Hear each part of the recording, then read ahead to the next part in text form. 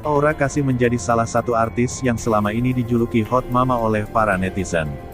Tak heran bila pelantun, "Mari Bercinta," itu kerap menyita perhatian para netizen saat memamerkan potret terbaru di Instagram. Seperti baru-baru ini, Aura Kasih memperlihatkan potretnya kala memakai handuk di kepalanya. Tak diketahui apakah Aura Kasih baru saja selesai mandi, tapi para netizen langsung berspekulasi foto itu diabadikan tak lama setelah ia merampungkan mandinya. "Seneng banget foto andukan," tulis Aura Kasih. Banyak netizen yang menyebut bahwa Aura Kasih sekilas mirip Denise Caryesta.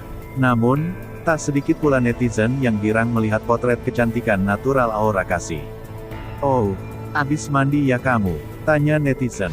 "Maaf, saya kira tadi Denise, sekilas mirip Denise," komentar netizen yang lain. "Aku juga seneng lihatnya kak," timpal netizen lainnya. "Handukan juga tetap cantik," imbu netizen yang lain. "Cantik banget Teteh Aura, semoga sehat terus dan makin cantik terus," ujar netizen.